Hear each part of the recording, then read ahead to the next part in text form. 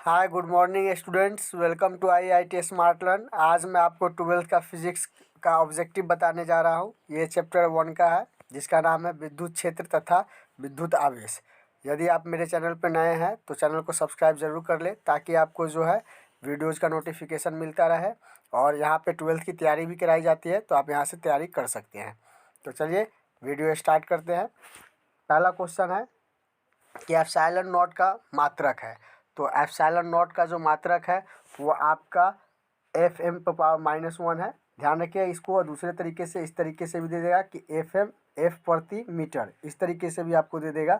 ये -1 जो है वो उसी को प्रति मीटर के रूप में पढ़ा जाता है। तो Fm प्रति मीटर भी, F प्रति मीटर भी बोल सकते हैं, या F⁻⁻1 भी बोल सकते हैं। तो इसलिए आपका राइट ऑप्शन जो है वो हो जाएगा बी। चलिए नेक्स्ट क्वेश्चन देखते हैं। विद्युतशीलता का एसआई मात्रक होता है। तो विद्युतशीलता का जो आपका एसआई मात्रक होता है वो जो एन, आपका जो ऑप्शन हो जाएगा वो N ऑप्शन हो जाएगा।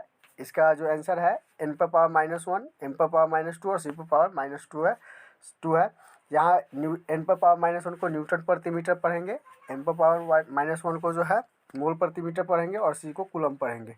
तो यहाँ आपका ध्यान रख लीजिएगा कि जो आपका आंसर है N⁻⁻1, M⁻⁻2 और C⁻2 है, इसलिए आपका राइट ऑप्शन जो हो जाएगा ए हो जाएगा। चलिए नेक्स्ट क्वेश्चन देख लेते हैं। हवा में एप्सिलॉन आर का मान होता है। तो हवा में एप्सिलॉन आर का मान जो होता है वो 1 होता है, इसलिए आपका राइट ऑप्शन जो है हो जाएगा सी। चलिए नेक्स्ट क्वेश्चन देखते हैं। जब किसी वस्तु को आवेशित किया जाता है तो उसका द्रव्यमान होता है। तो उसका द्रव्यमान जो है बढ़ सकता है और घट भी सकता है, इसलिए आपका राइट ऑप्शन जो है वो हो जाएगा डी।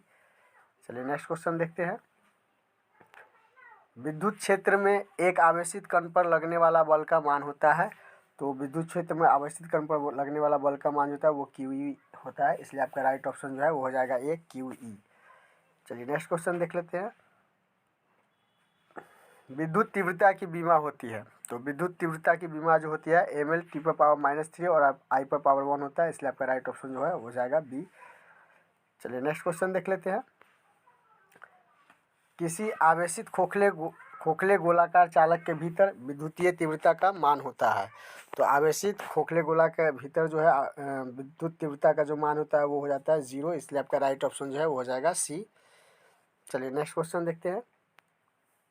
किसी अचालक पदार्थ के गोले को आवेश देने पर वह विपरीत होता है। तो वह जो विपरीत होगा इनमें से किसी का नहीं होगा वो जो है, तो इसलिए आपका राइट ऑप्शन जो है वो हो जाएगा डी। चलिए नेक्स्ट क्वेश्चन देख लेते हैं कि किसी प्रावैद्युत का प्रावैद्युतांक यदि एप्सिलॉन आर हो और उसमें दो बिंदु आवेश के बीच क्रियाशील बल F हो, तो परावैद्युत को हटा देने पर उन दोनों आवेशों के बीच क्रियाशील बल का मान होगा। तो क्रियाशील बल का मान जो हो जाएगा आपका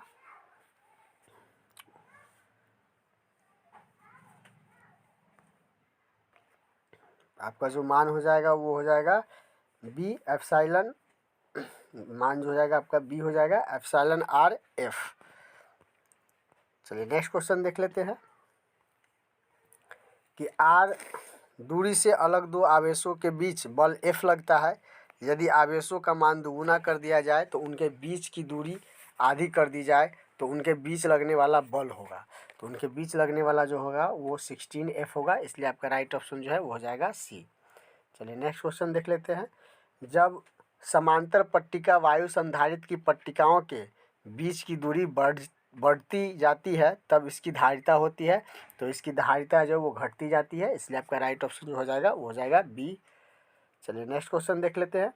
किसी माध्यम की अपेक्षित परावैद्युतता का मान होता है। तो अपेक्षित परावैद्युतता का मान जो होता है एप्सिलॉन/एप्सिलॉन 0 होता है, इसलिए आपका राइट ऑप्शन जो हो जाएगा वो हो जाएगा ये एप्सिलॉन/एप्सिलॉन नॉट। चलिए नेक्स्ट क्वेश्चन देख लेते हैं। आवेश का बीमा होता है। तो आवेश का बीमा जो होता है वो 80 होता है, इसलिए आपका राइट ऑप्शन जो है वो हो जाएगा ए 80। चलिए नेक्स्ट क्वेश्चन देखते हैं कि पानी का परावैद्युत स्थिरांक होता है। तो पानी के परावैद्युत स्थिरांक जो होता है वो 80 होता है, इसलिए आपका राइट ऑप्शन जो है वो हो जाएगा ए। चलिए नेक्स्ट क्वेश्चन देख लेते हैं कि कूलम्ब बल है। तो कूलम्ब बल जो है आपका वो केंद्रीय बल भी है और विद्युतीय बल भी है, इसलिए आपका राइट ऑप्शन जो हो जाएगा वो हो जाएगा सी, ए और बी दोनों।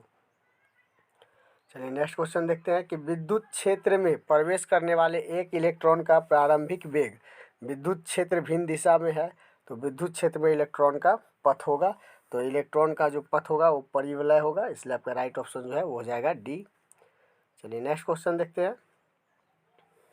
एक स्थिर आवेश उत्पन्न करता है, तो एक स्थिर आवेश जो उत्पन्न करता है वो केवल विद्युत क्षेत्र उत्पन्न करता है, इसलिए राइट ऑप्शन हो जाएगा आपका ए। चलिए नेक्स्ट क्वेश्चन देखते हैं।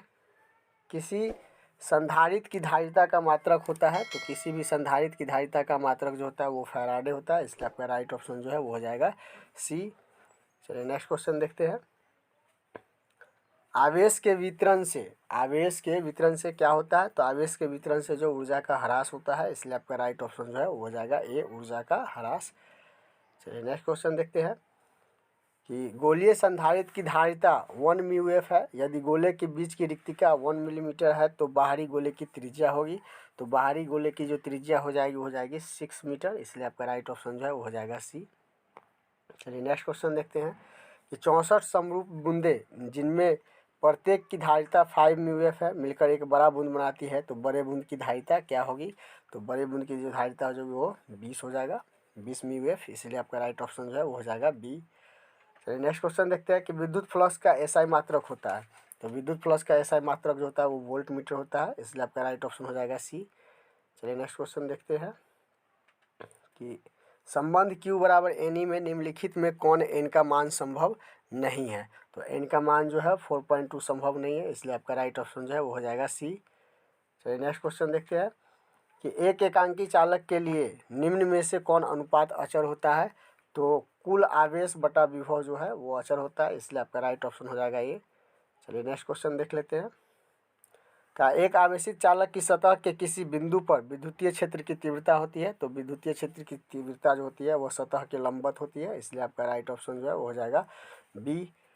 चलिए नेक्स्ट क्वेश्चन देखते हैं। किसी भूयोजित चालक को विद्युत रोधी आवेशित चालक के निकट ले जाने पर बाद वाले चालक की विद्युत धारिता का मान होगा, तो विद्युत धारिता का मान जो है वो बढ़ते नहीं लगता है, इसलिए आपका राइट ऑप्शन हो जाएगा बी, बढ़ता है। चलिए नेक्स्ट क्वेश्चन देखते हैं।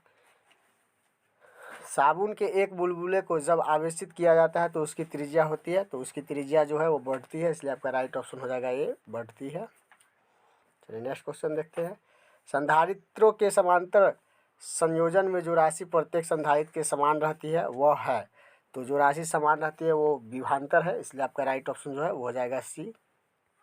चलिए नेक्स्ट क्वेश्चन देख लेते हैं। किसी वस्तु का परावैद्युतांक स्थिरांक हमेशा अधिक होता है, तो किसी भी वस्तु का परावैद्युत स्थिरांक जो है वो हमेशा क्या होता है, तो 1 होता है, इसलिए आपका राइट ऑप्शन जो है 1 से अधिक होता है, इसलिए राइट ऑप्शन हो जाएगा आपका सी। चलिए नेक्स्ट क्वेश्चन देखते हैं कि 4 संधारित्र में प्रत्येक की धारिता 2 μF है, एक 8 μF है का संधारित्र बनाने के लिए उन्हें जोड़ना होगा, तो किस रूप में जोड़ना होगा, तो उसको समांतर क्रम में जोड़ेंगे। यदि हम सबको समांतर क्रम में जोड़ देते हैं तो आप देख सकते हैं कि 2 μF का 4 संधारित्र है, तो 2 μF plus 2 μF plus 2 μF करके अगर जोड़ते हैं तो 4 2 को जोड़ने के बाद 8 μF हो जाएगा, इसलिए आपका राइट ऑप्शन जो है वो हो जाएगा 8 μF। जोड़ने के लिए समांतर क्रम में इसको जोड़ना पड़ेगा, इसलिए आपका राइट ऑप्शन जो है वो हो जाएगा बी। चलिए नेक्स्ट क्वेश्चन देखते हैं कि 31 द्रव की एक बूंद को आवेशित करने पर उसके सिकुड़ने की प्रवृत्ति है, तो उसके सिकुड़ने की प्रवृत्ति जो अपरिवर्तित रहती है, मतलब कि नहीं बदलती है, इसलिए आपका राइट ऑप्शन हो जाएगा सी। चलिए नेक्स्ट क्वेश्चन देखते हैं कि धातु के बने गोले ए को धन आवेश दिया गया तथा गोले ए के बराबर द्रव्यमान के दूसरे धातु के गोले बी का उतने ही परिमाण का ऋण आवेश दिया गया जितना धन आवेश गोले ए को दिया गया था, तो होगा, तो क्या होगा यहाँ पे, तो यहाँ पे जो है गोले बी का द्रव्यमान जो है वो बढ़ जाएगा, गोले बी का द्रव्यमान जो है वो आपका बढ़ जाएगा, इसलिए आपका राइट ऑप्शन हो जाएगा डी। चलिए नेक्स्ट क्वेश्चन देखते हैं कि यदि किसी खोखले गोलीय चालक को धन आवेशित किया जाए तो उसके भीतर का विभव होगा, तो उसके भीतर का विभव जो है ऋणात्मक और समरूप होगा, इसलिए आपका राइट ऑप्शन जो है वो हो जाएगा ए। चलिए नेक्स्ट क्वेश्चन देखते हैं कि विद्युत क्षेत्र होता है, तो विद्युत क्षेत्र जो होता है वो आपका संरक्षी होता है। संरक्षी का मतलब हुआ कि यहाँ पे जो है आवेश को ना उत्पन्न किया जा सकता है और ना खत्म किया जाता है, इसलिए जो है संरक्षित रहता है, हमेशा एक ही तरह का बना रहता है, इसलिए आपका राइट ऑप्शन जो हो जाएगा वो हो जाएगा ए। चलिए नेक्स्ट क्वेश्चन देखते हैं कि किसी दी गई दूरी पर स्थित दो इलेक्ट्रॉन के बीच क्रियाशील गुरुत्वाकर्षण बल एवं विद्युतीय बल का अनुपात होगा। तो ये जो आपका गुरुत्वाकर्षण बल का अनुपात होगा वो हो जाएगा 109⁻42, इसलिए आपका राइट ऑप्शन जो है वो हो जाएगा डी। चलिए नेक्स्ट क्वेश्चन देख लेते हैं। इनमें से कौन विद्युत क्षेत्र की तीव्रता का मात्रक है? तो विद्युत क्षेत्र की तीव्रता का मात्रक जो है न्यूटन प्रति कूलम होता है, इसलिए आपका राइट आंसर हो जाएगा डी। ध्यान रखिए कि माइनस को प्रति पढ़ते हैं, इस तरीके से भी आपको एग्जाम में क्वेश्चन दे सकता है न्यूटन प्रति कूलम, तो ध्यान दे लीजिएगा। चलिए नेक्स्ट क्वेश्चन देखते हैं कि आवेशित खोखले गोलाकार चालक के केंद्र पर, तो आवेशित खोखले गोला के चालक के केंद्र पर जो होता है विद्युत क्षेत्र शून्य होता है और विभव नहीं होता है, इसलिए आपका राइट ऑप्शन हो जाएगा सी। चलिए नेक्स्ट क्वेश्चन देख लेते हैं कि जब संधारित्रों में के परावैद्युत स्थिरांक का माध्यम है तो हवा की अपेक्षा उसकी धारिता होगी, तो हवा की अपेक्षा जो उसकी धारिता है वो कई गुना बढ़ जाएगी, इसलिए के गुना बढ़ गया यहाँ पे, इसलिए आपका राइट ऑप्शन जो है वो हो जाएगा ए, के गुना बढ़ जाएगी।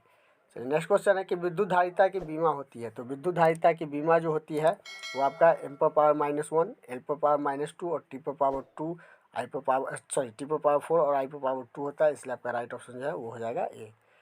चलिए नेक्स्ट क्वेश्चन देख लेते हैं। 50 μF धारिता वाला एक संधारित्र 10 वोल्ट विभव तक आविष्ट किया जाता है, तो इसकी ऊर्जा होगी, तो इसकी ऊर्जा जो हो जाएगी आपकी वो 2.5 × 10⁻³ जूल होगा, इसलिए आपका राइट ऑप्शन जो है वो हो जाएगा ए। चलिए नेक्स्ट क्वेश्चन देखते हैं। यदि कई संधारित्र उपलब्ध हो तो उनके समूहन से उच्च धारिता प्राप्त करने के लिए उन्हें जोड़ना चाहिए, तो उन्हें जोड़ना जो चाहिए वो समांतर क्रम में जोड़ना चाहिए ताकि हम उच्च धारिता प्राप्त कर सकें, इसलिए आपका राइट ऑप्शन जो है वो हो जाएगा बी। चलिए नेक्स्ट क्वेश्चन देखते हैं कि किसी विद्युतीय क्षेत्र में चालक को रखने पर उसके अंदर विद्युतीय क्षेत्र का मान होगा, तो विद्युतीय क्षेत्र का मान जो है वो शून्य हो जाएगा, इसलिए आपका राइट ऑप्शन जो है वो हो जाएगा सी। चलिए नेक्स्ट क्वेश्चन देखते हैं। यदि समरूप विद्युत क्षेत्र एक्स अक्ष की दिशा में विद्यमान है तो समविभव होगा, तो समविभव जो होगा आपका वो वाई जेड तल की दिशा में होगा, इसलिए आपका राइट ऑप्शन जो है वो हो जाएगा सी।